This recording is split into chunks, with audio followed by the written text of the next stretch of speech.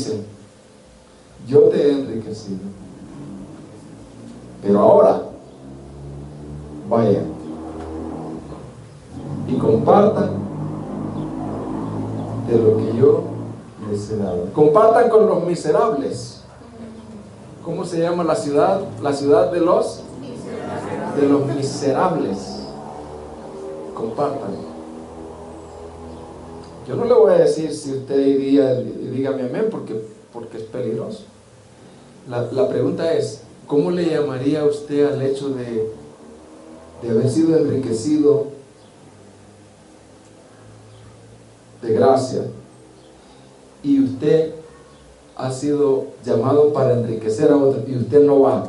¿Cómo le llamaría eso? Desobediente. Podríamos ponerle una palabra. Bueno, José Antonio dijo desobediente, o una palabra más corta, pecado. Cuando alguien dice bota la comida, no, eso es ¿qué dice? Eso es pecado. Yo no estoy hablando por hablar, estoy tratando de decirles de qué trata la palabra hoy. Yo traía otra palabra,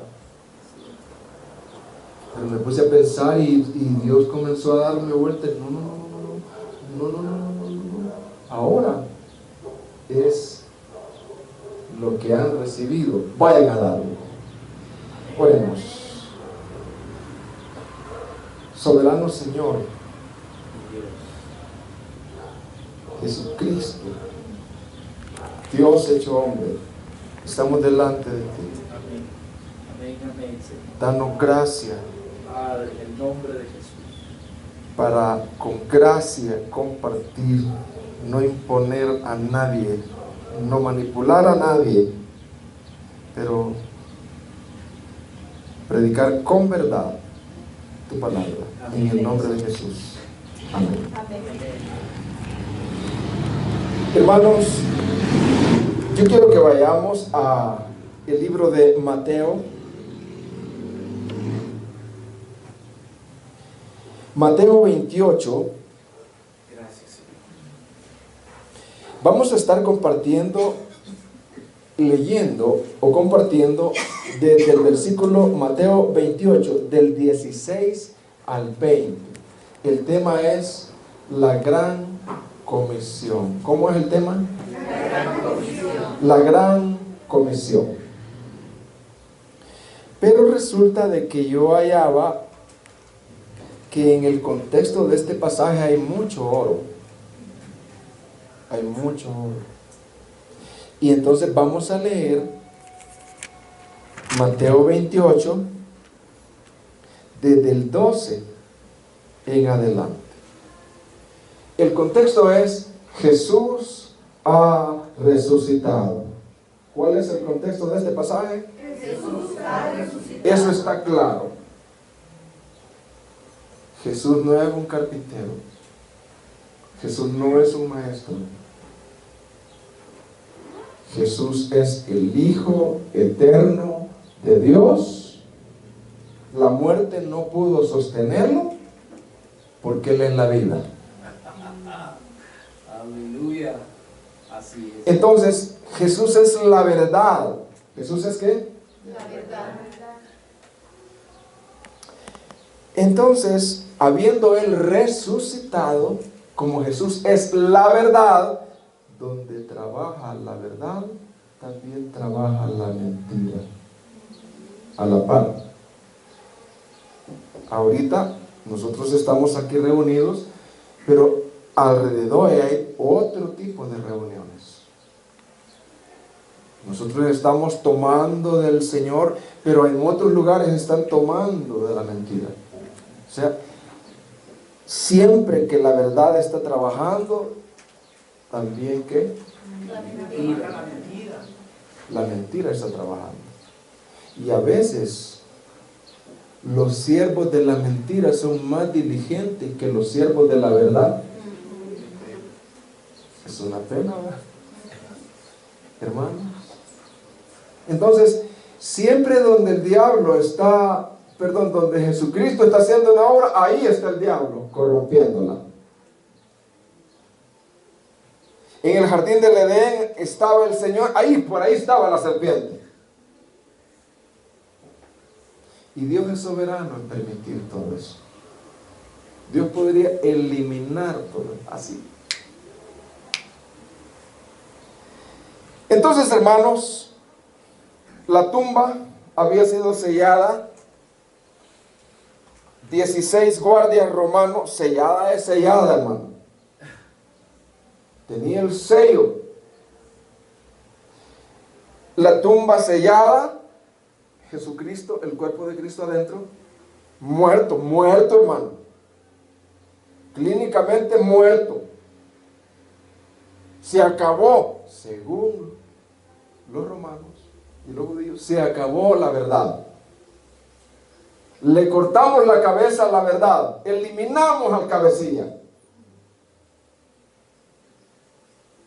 Y entonces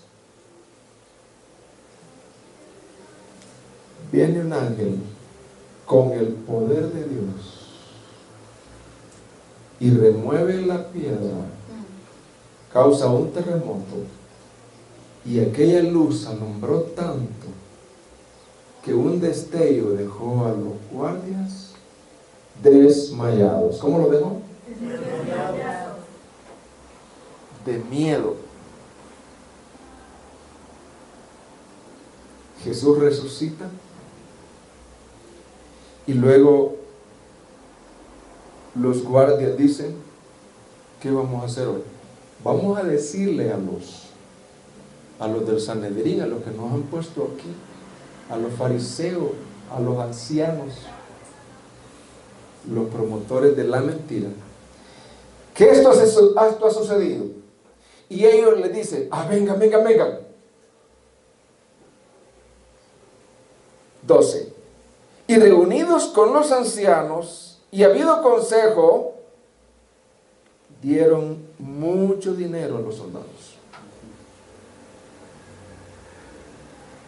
diciendo: decid vosotros, sus discípulos vinieron de noche y lo hurtaron, estando nosotros dormidos. Ahí está la mentira.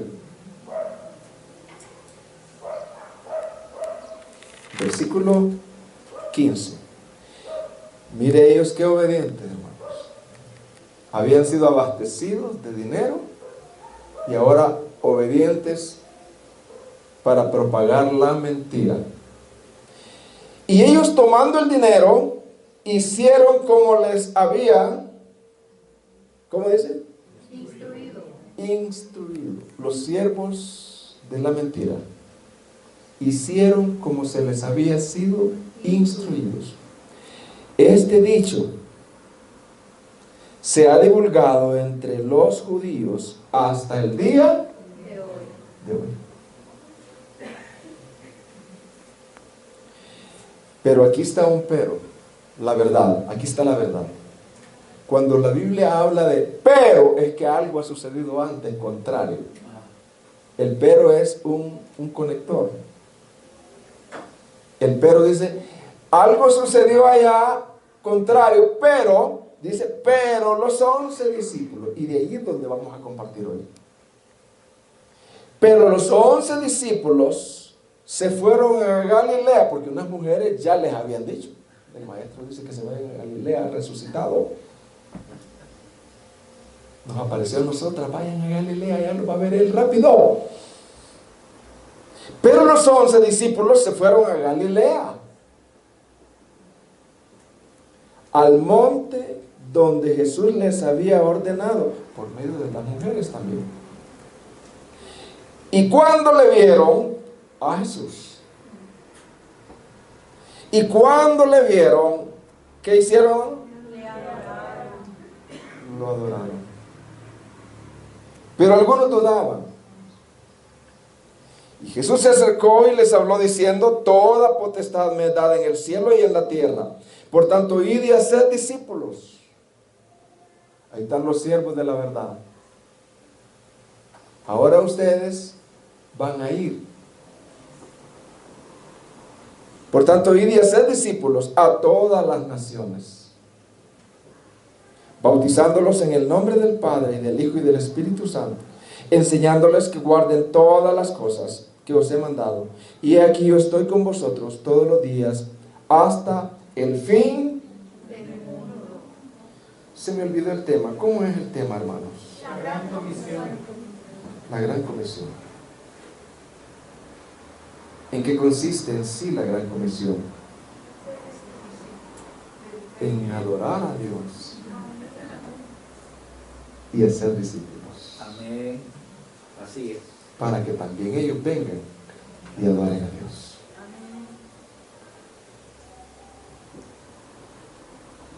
Como una historia introductoria, yo quiero leer algo. Pongan mucha atención, porque esto lo vamos a usar ya en las aplicaciones. Estamos hablando de la gran comisión. Ir y hacer discípulos. En abril del año 2002, Ruby y Laura Edward murieron en Camerún, al oeste de África. Ruby tenía más de 80 años. ¿Cuántos años tenía? Fue soltera toda su vida, pero toda su pasión estaba volcada en una sola cosa: hacer que los pobres, los enfermos y los más alejados del mundo conocieran a Jesús. Laura era médico, viuda, y tenía casi 80 años. Servía junto a Ruby en Camerún. Fallaron los frenos de su carro y cayeron por un precipicio. Ambas murieron al instante. Le pregunté a mi congregación, dice el hermano, el pastor John Piper, si eso fue una tragedia. Dos vidas encendidas por una misma pasión, la de vivir silenciosamente, sirviendo a los pobres para la gloria de Jesucristo, al tiempo que la mayoría de sus compañeros disfrutaban desde hacía unos 20 años de vida de descanso después de retirarse. No, dice Piper, eso no fue una tragedia, lo que pasó a Ruby. Estas vidas no desperdiciaron sus vidas. Estas vidas no se perdieron, porque todo el que quiera salvar su vida la perderá, y todo el que pierde su vida por causa de mí y del evangelio la salvará. Marcos 8:35. Y dice el hermano, les diré que verdaderamente es una tragedia. En 1998 era una pareja que se retiró antes de tiempo, dejando sus empleos en el noroeste del país de los Estados Unidos. Él tenía 59 años cuando se retiró para darse la buena vida, disfrutar de su dinero. Ella tenía 51. Ahora viven en Punta Gorda, Florida, donde viajan en su yate de 10 metros, juegan al softball y recogen conchitas de la playa. Imaginémonos ante Cristo, el gran día del juicio. Mira, Señor, las conchitas que recogimos. Esa es una tragedia. ¿Se entendió, hermano? Amén. Y hoy hay gente que gasta miles de millones de dólares para convencernos de que vayamos tras ese trágico sueño. Frente a esto, dice el hermano, yo también alzo mi protesta. No compre ese sueño. No desperdicie su vida. Amén. ¿Cómo se llamaba el tema? La gran comisión. Ya hablé del contexto. Ahora vamos a ir al texto. Hermanos,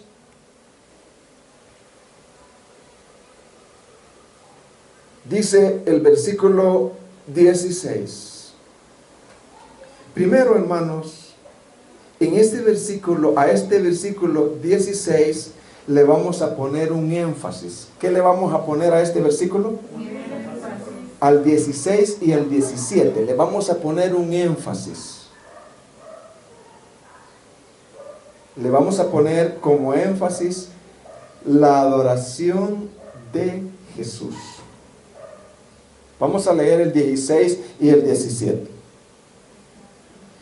Pero los 11 discípulos se fueron a Galilea al monte donde Jesús les había ordenado. 17. Y cuando le vieron, le adoraron, pero algunos dudaban. ¿Por qué cree usted que ellos lo adoraron al nomás verlo? Pues solo pensemos. Porque ellos habían estado acostumbrados a andar con él y no lo adoraban. ¿Por qué cree usted que ellos al solo verlo, ellos dijeron, el Señor no merece otra cosa sino adoración? Amén.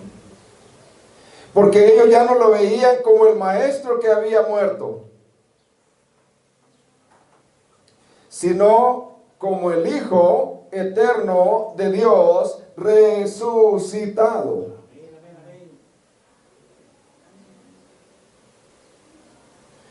Como el que había vencido a la misma muerte y ahora poseía la más alta autoridad universal. Aquí hay una respuesta, dijeron los discípulos. Adorémoslo. Era claro en ellos.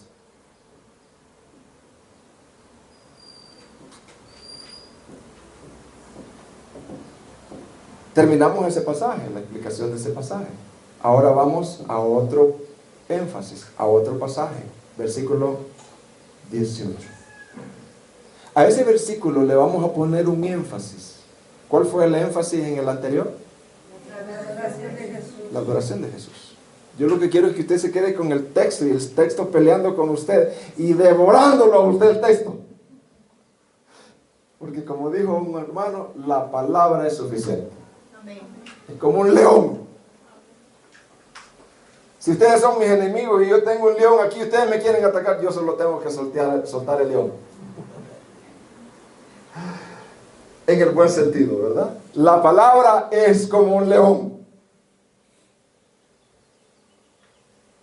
El énfasis que le vamos a poner al versículo 18 es la autoridad universal de Jesús. No es una autoridad más. La autoridad universal, suprema, en todo el universo. Y Jesús se acercó, versículo 18, y les habló diciendo, ¿qué les dijo? Toda, o sea, toda autoridad.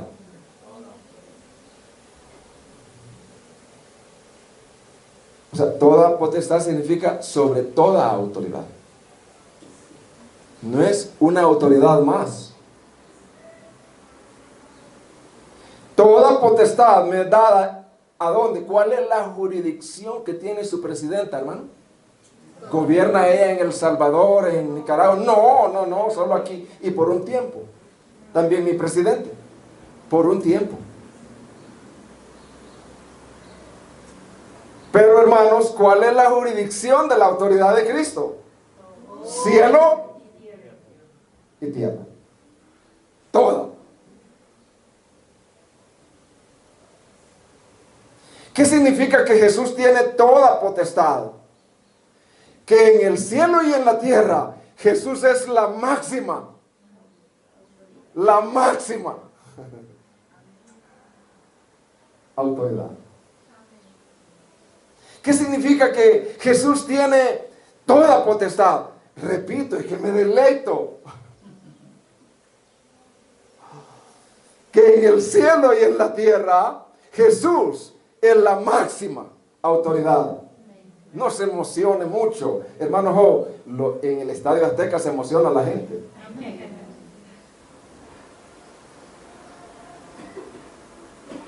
Los ángeles, millones, millones, millones.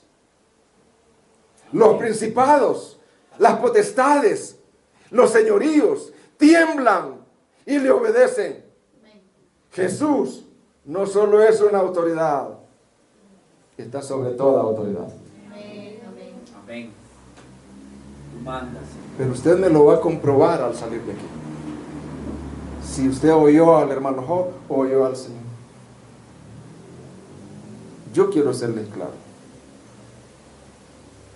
Efesios 1:21 dice: sobre todo principado y autoridad y poder y señorío, y sobre todo nombre que se nombra, no solo en este siglo, sino también en el venidero.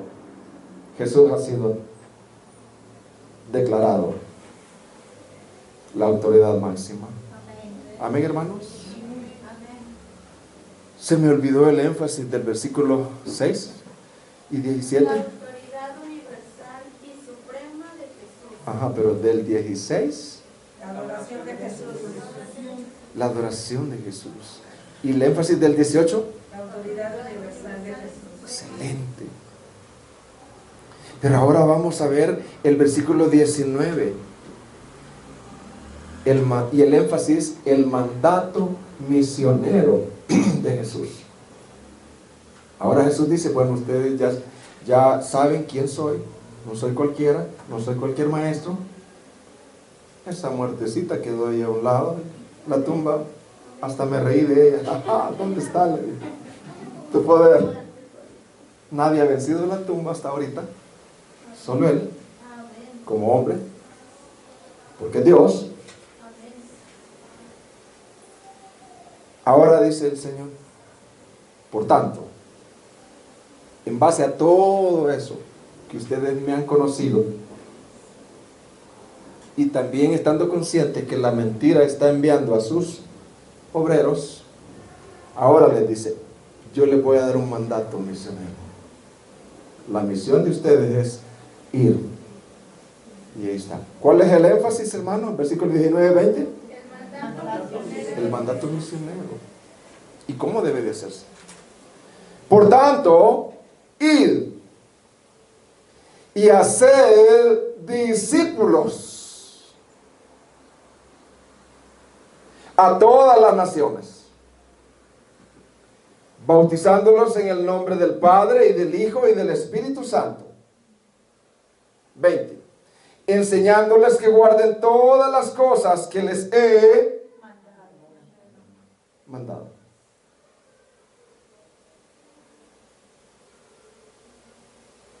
Hermanos, yo quiero desglosar este versículo, el versículo 19 y 20. Lo primero que yo quiero decirles es que el mandato de ir y hacer discípulos es un mandato, como lo dicen las misiones, un mandato global. ¿Un mandato cómo? Global. Hermano, aunque no nos guste, el mandato es global. El mandato es a todas las naciones. Nuestra visión de discipulado debe de tener dos características. Nuestra visión de discipulado, por pequeña o grande que sea la iglesia. Una visión local, de hacer discípulos localmente. Nuestros familiares, amigos, hijos, aquí están 2 hijos, nuestra ciudad, TF, México. Pero también nuestra visión de hacer discípulos tiene que ser como no solo local, sino global. Puede ser que nosotros vayamos, yo he ido y voy a seguir yendo en viajes misioneros. Puede ser que vayamos, porque es bien lindo el viaje misionero, porque el Señor usa ese viaje misionero para transformarlo a uno. ¿Por qué yo no doy para que otros vayan? Porque el dinero no va a ser transformado, el dinero va a ser gastado. Pero como dijo David Platt, si yo voy y me pongo en ese sobre, Dios va a obrar en mí.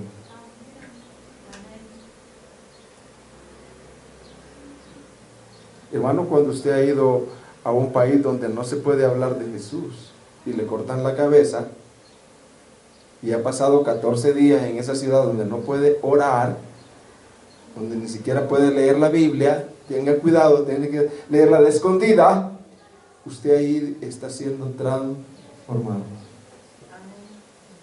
Por eso es bueno ir a los viajes misioneros. Una vida, puede ser que globalmente hagamos discípulos yendo. Puede ser que lo hagamos orando. O puede ser que lo hagamos sosteniendo económicamente. Por ejemplo, el que se mete a un pozo, para meterse a un pozo se necesitan dos. ¿Cuántos se necesitan para un pozo?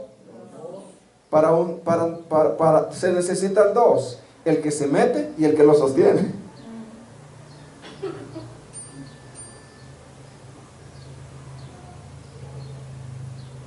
Estuve yo en un país, en China, y yo me acuerdo que ese misionero que todavía nosotros sostenemos y le ayudamos, oramos por él, al igual que nuestro hermano, oramos por él los domingos. Él está en China clandestinamente, como un estudiante de mandarín, junto con su esposa. Pero en vacaciones él tiene que venirse a México, porque es de aquí de México. Y de la policía le llamó, o de la aduana: ¿dónde estás? Aquí en Chile. No, debes de estar en México. ¿Por qué estás ahí? ¿Qué estás haciendo? Repórtate.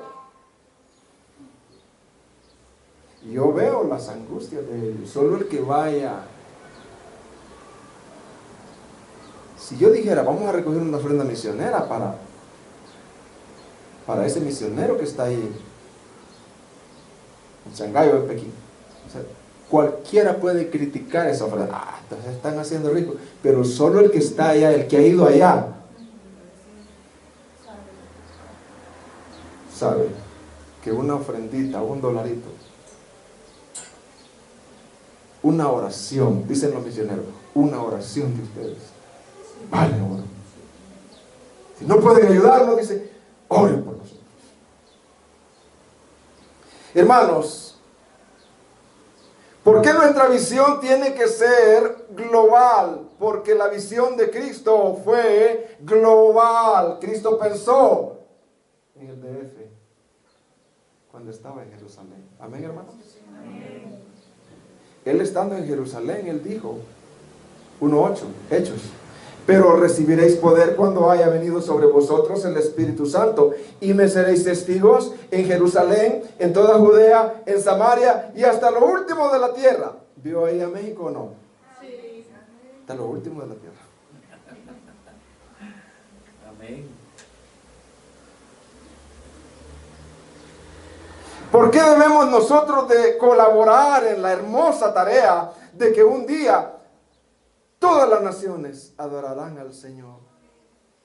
¿Sabe que todas las naciones adorarán un día al Señor? ¿Sabían ustedes?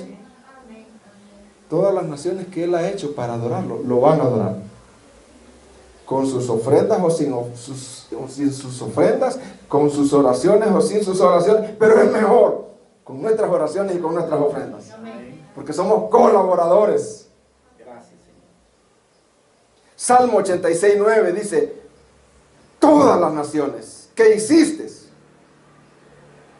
vendrán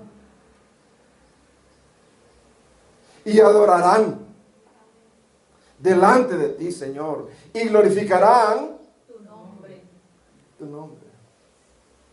Yo fui al país de Corea del Norte y vi en las escuelas que no llevaron a niños con toda clase de instrumentos, entrenadísimos, cantando canciones al líder. Aquí en yo no.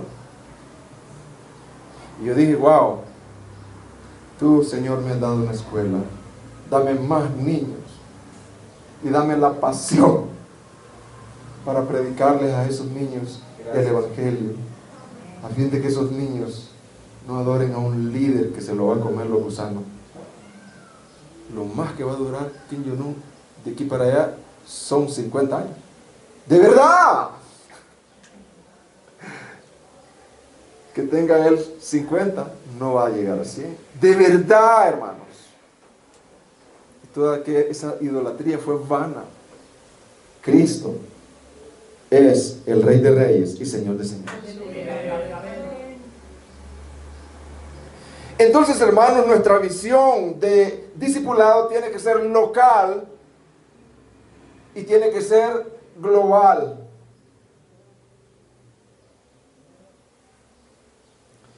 Con todo el respeto, hermano José Antonio, y aquellos que están discipulando, compañeros de milicia son, ¿verdad, hermano? Amén. Esos que después de la reunión van a visitar, van a dar un discipulado. Yo no les puedo llamar a ellos que compañeros de milicia. Compañeros de milicia son. Quizás son pocos. Porque los otros tienen mucho trabajo. No es eso. Al final vamos a ver. Es que el trabajo Dios nos lo ha dado para eso. Es que no tiene tiempo, es que hay que hacer tiempo. Cuando yo tenía a mi novia, ahí está, yo hacía tiempo. ¿No es cierto que por muy ocupados que estemos, vea que siempre comemos a la hora? A la hora, no nos duele la cabeza. Hermanos, desglosemos la palabra. Ir y hacer discípulos. Ir y hacer discípulos. Sabe que la palabra ir y hacer discípulos expresa un mandato claro del Señor. No es opcional, sino una orden. No es una recomendación. Su presidenta lo cita a usted para mañana. ¿A usted iría o no? La Corte Suprema de México lo cita a usted para mañana a las 12. ¿Iría o no?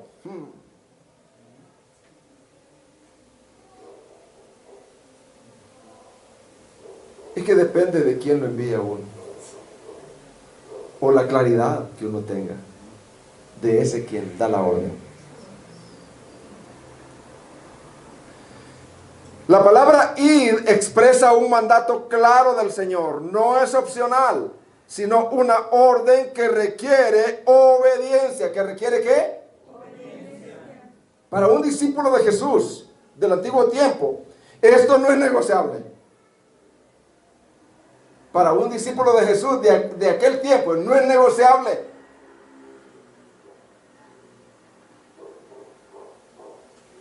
Si el judío cristiano era panadero, ahí en Roma, ese pan y ese dinero y ese lugar donde se hacía pan era una trinchera para ser discípulos. Es que los discípulos originales así era, hermano. Morían por Jesús. Es que así era, hermano, en los originales. Por eso vamos al final, en la conclusión vamos a ver y vamos a llorar viendo que así eran los discípulos. Los gladiadores que eran cristianos, hermanos, cuando ellos ensayaban y todo, pero cuando les tocaba a ellos matar a uno, tiraban la espada. y decían honorable César. No puedo matar, porque el hombre fue creado a imagen de Dios. Así que doy mi vida en testimonio de lo que creo. Estas gentes, los que creían, realmente lo vivían, hermanos.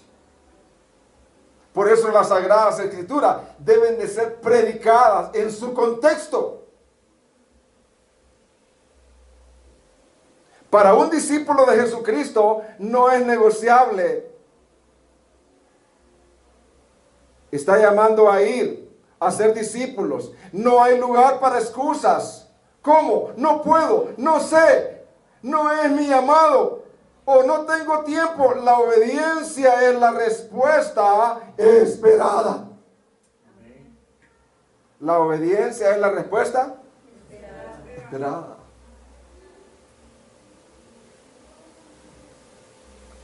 Ahora vamos a ver solo la palabra ir. Acuérdense que en la Biblia, gramaticalmente, toda tilde, todo verbo ha sido inspirado. La palabra ir significa implícito, yendo. La palabra ir no es váyase de misionero, usted, Patti y Dani, a Corea del Norte. Váyase de misionero, primero vayan a inspeccionar y váyase. No, la palabra ir no solo indica eso. La palabra ir es yendo. Yendo. Explico. No es solo ve, sino mientras vas. O en tu ir. No se limita a viajes misioneros lejanos, incluye nuestra vida diaria. Ahí donde trabaja Dani, ahí donde trabaja Pati. Incluye nuestra vida, ¿qué? Diaria. Donde estés. Amén. Donde te mueves. En tu rutina diaria. Ahí ir. Ahí ve, yo te he puesto como sal y luz del mundo. Significa en tu ciudad, en tu trabajo, en tu entorno cotidiano, cuando estés joven y cuando estés anciano. Aleluya. Cuando estés joven y cuando estés y yo quiero ser fiel. Le pedí al hermano Obed que ayer que estaba preparando mi mensaje, le pedí al hermano Obed, pastor de iglesia amiga, hermana, allá en La Unión, él me contó una historia y yo se la pedí. Yo la había oído, pero no quiero deformarla. Yo se la pedí en audio y la copié para ustedes. Su nombre es Víctor Flores. Fue un pastor. Víctor Flores dejó huellas en San Salvador. Un hombre pastor con carga por las almas perdidas. Durante joven fundó una iglesia en su localidad. Cuando él dejó de pastorear, ya anciano, 80 años,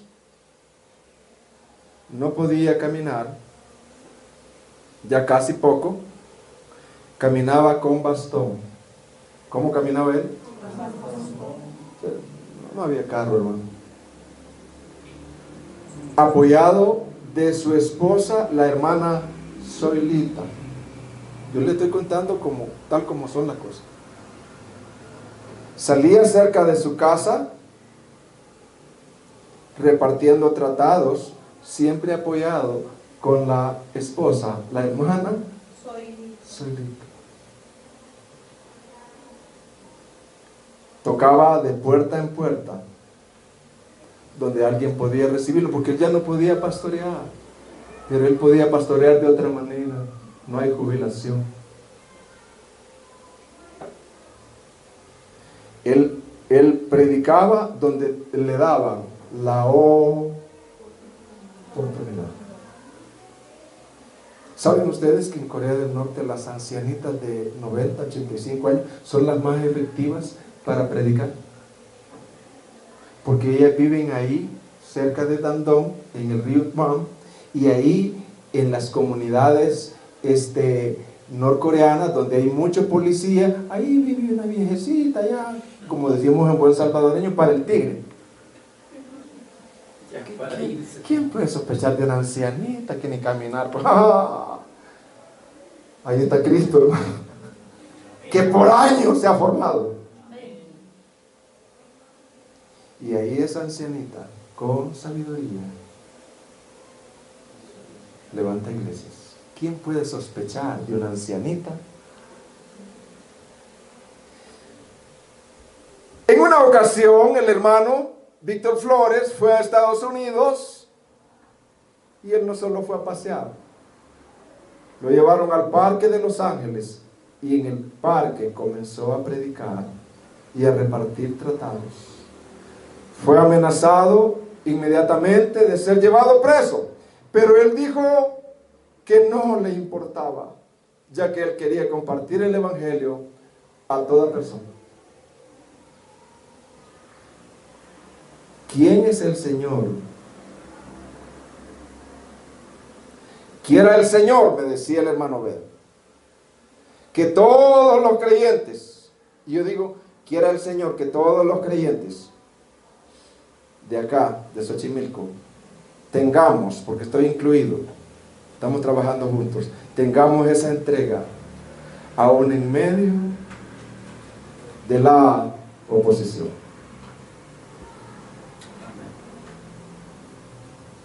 Vayan. Y también dice el pasaje, bautícenlos. A los que discipulen, bautícenlos. Y que guarden todas las cosas que yo les he mandado. ¿Qué significa eso? Que no sean religiosos. Que sean rectos como Cristo. ¿Cómo le llaman aquí a pagar mordida? Que no practiquen el soborno. Que digan, yo no puedo hacerlo porque soy cristiano. Bautizándolos en el nombre del Padre, del Hijo y del Espíritu Santo. La iglesia siempre ha sido trinitaria. Amén, hermanos. Enseñándoles a obedecer todo lo que Jesús mandó. Es que Jesús no es cualquier cosa. Es que Jesús es superior a su presidenta y a la Corte Suprema. Jesús es superior a su jefe. Mañana venite a tal hora, te espero. Me despide. Jesús no me hace nada. Puedo desobedecerlo o obedecerlo. No. El objetivo de formar discípulos es discípulos comprometidos, discípulos obedientes, porque es ahí donde brilla la verdad. No solo creyentes nominales. Allá los 15 días, pero voy a hacer todo lo posible, hermano José Antonio, de venir otra. Voy a hacer todo lo posible. No, eso significa que no va a venir. Voy a hacer todo lo posible de llegar. No. En el trabajo no somos así, nos vamos a llegar. Voy a ver si ve, es que mire, hermano. No solo creyentes nominales, de nombre pues. Un verdadero discípulo no solo aprende, sino que vive. No solo es instruido, sino que vive en obediencia. ¿Y saben qué? Jesús ha prometido algo hermoso a los que obedecen. ¿Saben qué ha prometido? Versículo 20, parte B. Él ha prometido, y ese es el énfasis, la presencia de Jesús en la misión. He aquí yo estoy con vosotros. ¿Qué dice? Sí, mi Señor. Todos los días. Sí, mi Señor. Sí. Hasta el fin. Gracias, Amén. mi Señor. Gracias, Jesús. Pero esto es tomado fuera de contexto. Esta palabra, yo estoy con vosotros todos los días hasta el fin. Esto muchas veces es tomado fuera de contexto. Lo que no significa esto. No significa simplemente Jesús está conmigo para todo lo que yo quiera.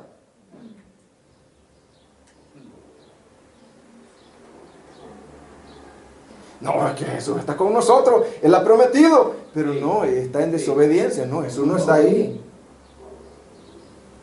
Jesús se mueve en la obediencia, en el trabajo, cuando se hace con. Por eso en la palabra, hermano José Antonio, sabe yo que debemos de trabajar con Jesús. Decirle, comparte este mensaje, Jesús, o si no, pues, ponme otro, yo sí quiero ser obediente. Quiero ser obediente, Jesús. Y he aquí yo estoy con vosotros todos los días hasta el fin del mundo. Repito, lo que no significa simplemente Jesús está conmigo para todo lo que yo quiera. Dios me ha dado un negocio, pero yo no estoy en obediencia al Señor, pero Él está conmigo. Él ha prometido estar conmigo todos los días. No es así. Él está con usted, pero está enojado. Él no está contento. No, Jesús ha prometido ahí estar con nosotros todos los días. Sí, pero Él está enojado. Él no está complacido. Y dice, wow, tienes tantos años de estar acá y no has hecho ni intentado hacer un discípulo. Wow, qué tremendo. Tremendo. El espíritu se contrita, hermano.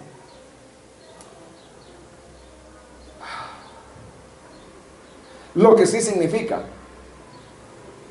Lo que significa eso está directamente ligado al contexto de la misión de hacer discípulos.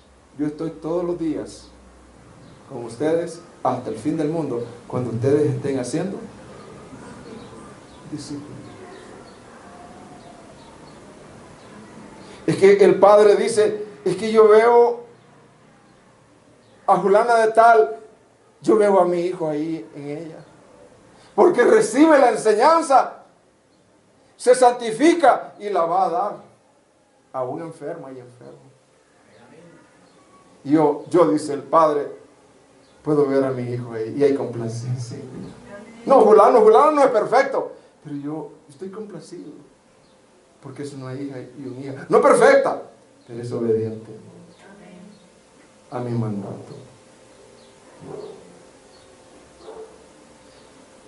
Está directamente ligado al contexto de la misión de hacer discípulos. No es una promesa aislada o genérica. La presencia de Jesús está dada en el contexto de la obediencia a la misión. Cristo asegura su presencia continua en el cumplimiento de la misión de hacer discípulos. Amén. Hasta el fin. Gracias, Señor. Entendido. Bueno, José Antonio sabe, y la iglesia misma y mi esposa, que nosotros como iglesia somos una iglesia pequeñona. Pero en nuestro corazón Dios nos ha puesto a ayudar a familias misioneras que están fuera, están peleando. Más familias que como el hermano han decidido, yo voy a dejar mi profesión, porque hay una pasión en mí. Me voy a ir con mis hijitos a México, a Macedonia, a China, a Etiopía, a Tetomo.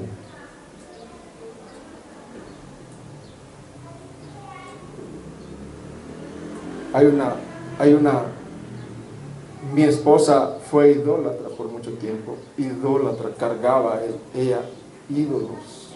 Dios la rescató a ella. Dios me dio como esposa una hija de Dios. Yo estoy agradecido. Y Dios puso una carga en mí y en ella que no era posible que ella fuera salva, que en San Alejo hubiera una iglesia. Y fuimos. Y era bien difícil tomarse una tacita de café y abrazarnos como nosotros nos abrazamos. Ay, hermano, Jesús es nuestra meta. Sí, hermano.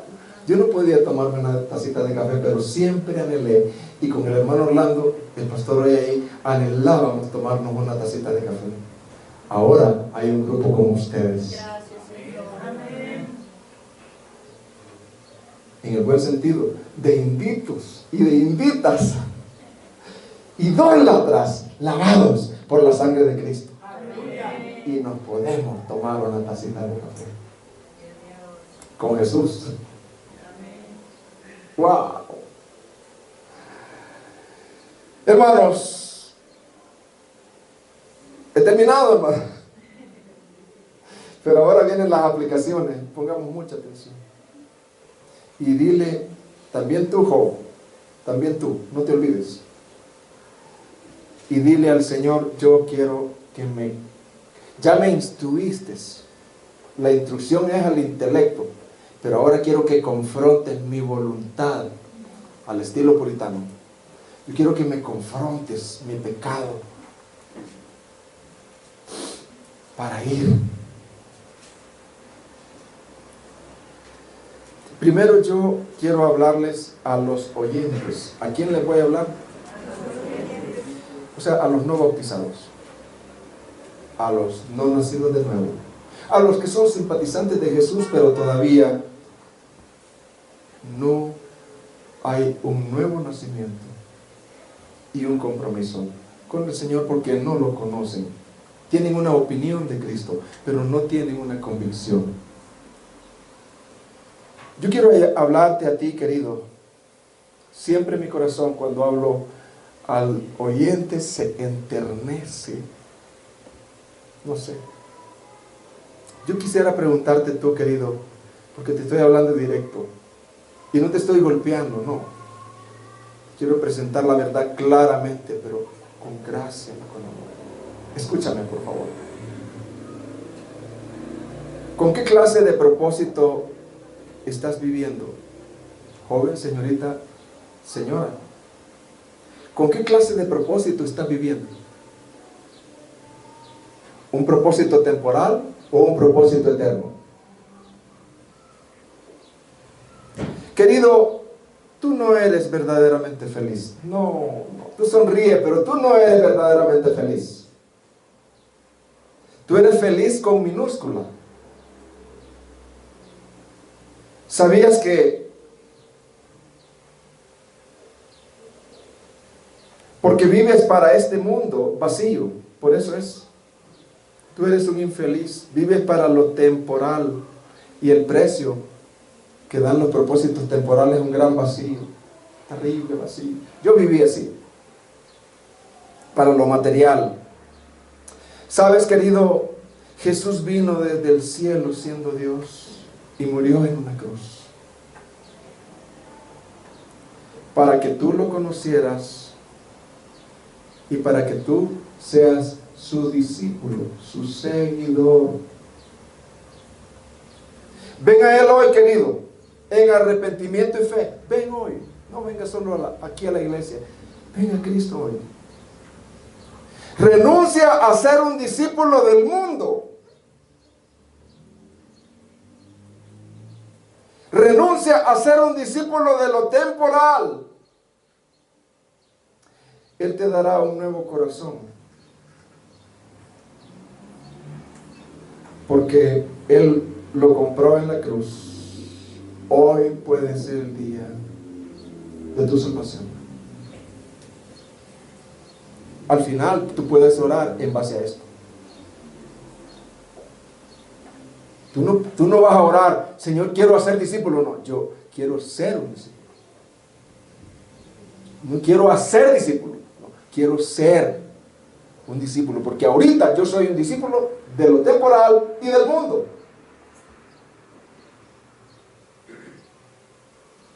Ahora ustedes, hermanos, tú ya eres un creyente. No les voy a decir que levanten la mano, pero Tú que ya eres un creyente por pura gracia, por pura gracia. ¿Por qué somos creyentes? Por pura gracia. Por pura gracia. Si nosotros no buscábamos a Dios, Él nos encontró a través de una enfermedad, a través de un problema. Él puso todos los muros para cruzarse en nuestro camino. Querido, tú que eres ya un creyente salvo por pura gracia y no estás discipulando, no estás discipulándote ni discipulando. Oye bien, no estás discipulándote, preparándote, ni discipulando, ni intentando.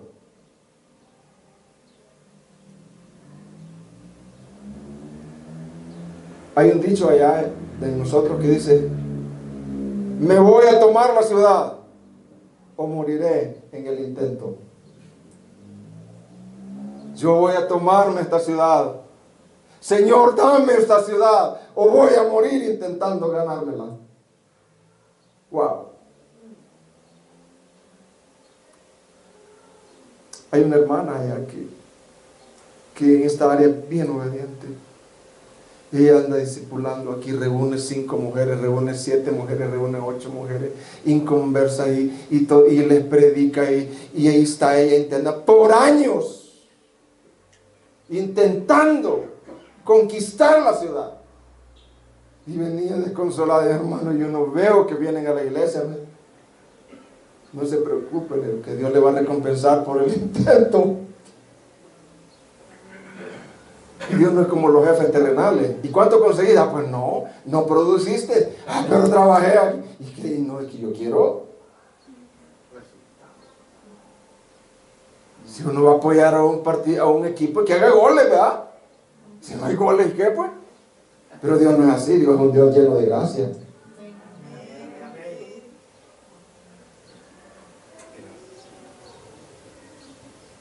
Querido, no estás ni siendo discipulado, ni intentando. Querido, ¿con qué propósito Dios te ha dado amistades? Pues, vea, no sé. Para pasarla aquí. Para platicar de los problemas políticos. Para Para pasarla. pasarla. ¿Con qué propósito, querido? Dios te ha dado compañeros de trabajo, familiares inconversos, jefes duros, personas que están a punto del suicidio. Da lástima. Personas que están a punto del suicidio. Personas que están a punto de la destrucción eterna. ¿Sabes lo que es un ateo práctico? Te voy a describir lo que es un ateo práctico y ojalá tú puedas verte. Un ateo práctico es alguien que no necesariamente niega intelectualmente la existencia de Dios. Pero el ateo práctico viene a la iglesia, pero vive como si Dios no existiera. ¿Cómo vive el ateo práctico? Su Dios está aquí mientras estamos acá, pero cuando sale ya no hay Dios. Se olvidó de compartir los diamantes. Vive como si Dios no existiera. Vive centrado en Él mismo. Ignora los propósitos de Dios y sus mandatos. Los mandatos de Dios no valen para Él. Valen más los mandatos del jefe. Tal hora a tal hora. Hoy, de tal hora a tal hora. Cuidadito. El ateo práctico prioriza lo temporal sobre lo eterno. Es que si no trabajo no como. Pero puedo desobedecer a Jesús y nada me pasa.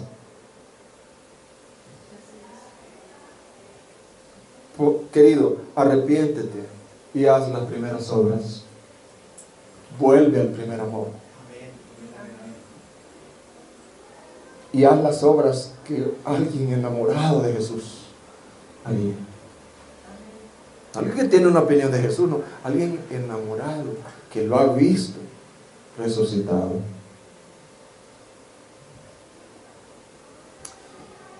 Querido, creyente, querido,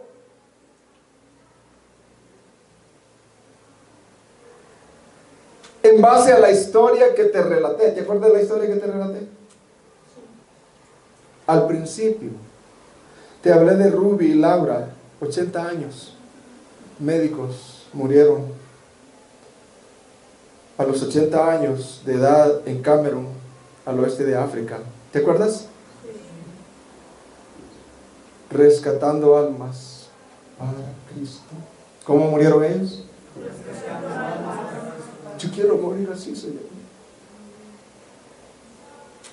¿Y a dónde murió el hermano Job? Andaba evangelizando, andaba dando un discipulado, y ahí, tal vez con si ese último aliento, puedo anunciar Jesucristo, es de gran valor. A los 80 años de edad, en Camerún, al oeste de África, rescatando almas para Cristo, murieron. ¿Te acuerdas de la otra historia? Y la otra historia de la pareja que se retiró, el hombre a los 59 y a los 51, y que ahora viven recogiendo conchitas en la playa. Querido, cuando tú mueras y te presentes delante de Dios, porque tú vas a morir y te vas a presentar delante de Dios, y no estoy mintiendo ni profetizando, eso está ahí en la palabra profética más segura. Dentro de 60 años la mayoría de nosotros ya no estamos delante del Señor. Y la pregunta va a ser, ¿qué hiciste de Jesús de Nazaret?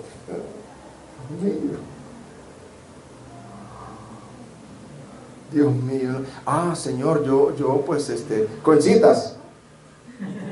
Mira las conchitas, Señor.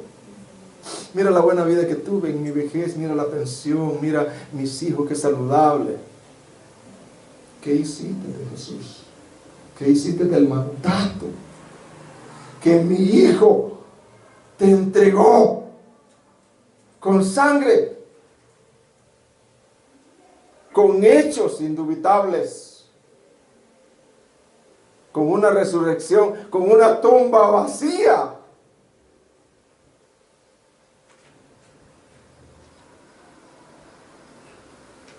Ten cuidado conseguir ese sueño. No es un sueño mexicano, es un sueño mundial, materialista, diabólico, que adormece las mentes de los cristianos. El creer que somos solo hemos sido para ser instruidos, y pasan los años, ¡no! Trabajo. No. Querido, escucha esto. Y lo dice el libro de Piper. Solo una vida y pasa tan rápido.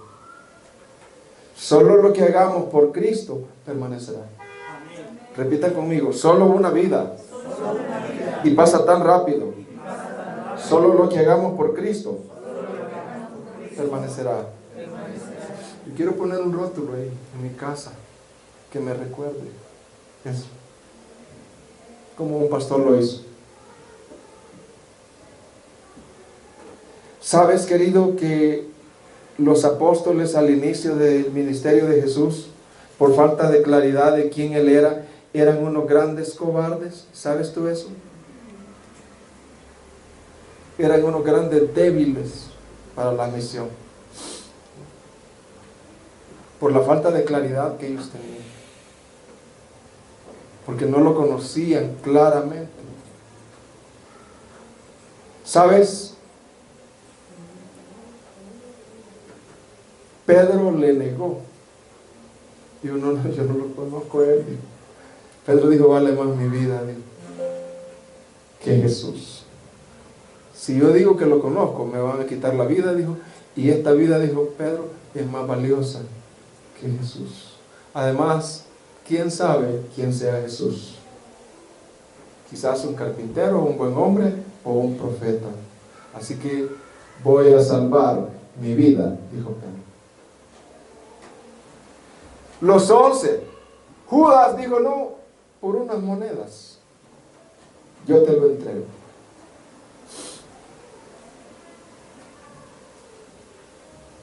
Hermanos, pero luego que lo vieron resucitado, se apoderó de ellos una gran convicción. ¿Qué se apoderó de ellos? Se llama fe bíblica. La fe bíblica, lo que hemos sido instruidos, lo obedece, porque es un discípulo. Ese es un discípulo, ese es el discipulado. Ustedes que discipulan deben de decirle, tú vas a hacer lo mismo que yo hago contigo. Yo estoy enferma, empastillado vengo. Eso mismo, a pie vengo. Y eso mismo tú vas a hacerlo con otro discípulo. Y estoy a la orden, llámame a medianoche si quieres. Le decía el hermano José Antonio que hay un discipulado que es el que sigue del prediscipulado. Son 16 lecciones. En las primeras 2 lecciones se repasa el prediscipulado y de ahí siguen unas lecciones preciosísimas hasta concluir con el bautismo en agua. Yo, si no pudiera enviárselo, yo vendría a dejárselo, porque para mí, hermano, es muy valioso. Porque sé, yo voy a enviar el paquete al hermano. ¿Para qué? Pues con sabiduría. Pero si en lo personal, si no pudiera enviarlo, yo vendría a dejarlo. Porque la gente en el Nuevo Testamento, hermano, Epafrodito, para llevar una ofrenda, 2 meses se tiró. Para llevarle una ofrendita, hoy no, si se una remesa, ya rápido, en ese tiempo, 2 meses para llevarle una ofrendita a Pablo.